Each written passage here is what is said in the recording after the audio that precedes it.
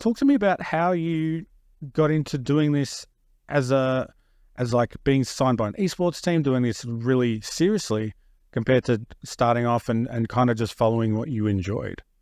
I did it by accident. It's just when you start, you're like, oh, like, yeah, that would be cool, but it's never going to happen. And then you just keep doing your work, and then you just keep growing, and then it happens. I think the turning point was getting my first media credential at a motorsport race for GT World Challenge America at Sebring, Florida. And that was cool. And I think because I got that credential, eventually people are like, oh, like she got it from this racing series. Like this is getting a little bit, like this is getting serious. Like she's able to get a media credential from motorsports. Like this is something. And then when you meet people in the paddock at Sebring, everyone was really nice. But then they saw me again at the Indianapolis 8-hour race. They're like, okay, she's coming back. Like, this is serious. Like, she wasn't just there to do like a little influencer thing. Like, she's being consistent and working with us.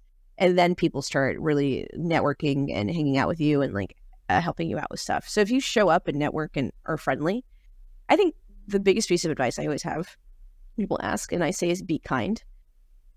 And sometimes that throws people off because they're like, oh, maybe it's like the networking thing, or maybe it's like a piece of equipment. It's like, no, just don't be an asshole.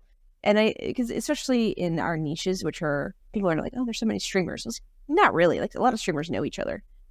And then in motorsports, everybody knows each other. So definitely don't be an asshole. That's very obvious. And people will find out.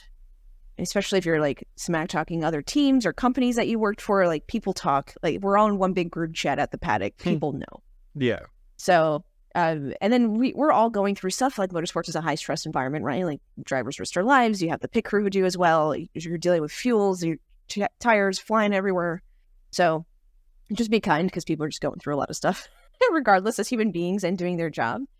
And then if you're just polite, people really take that to heart and they appreciate it. So just like saying please and thank you can really open a lot of doors, which constantly surprises me. But it's just being polite, saying please, thank you, offering to help with stuff that even if I'm not there for example, if I'm just there to stream for a race or just cover a race, I'll be like, hey, can I help you set up or like put these out, or like I'll see someone struggling. Like I've been there before with my my full-time job of setting things up and just needing an extra pair of hands. Like it doesn't, I'm already there. I don't mind helping. Yeah, it's one of those basic things that you would think would have to be just a given, but sometimes can be overlooked. There are, I don't know, you would maybe think it's egos? a given, but it's wild. It's wild how much it's not a given.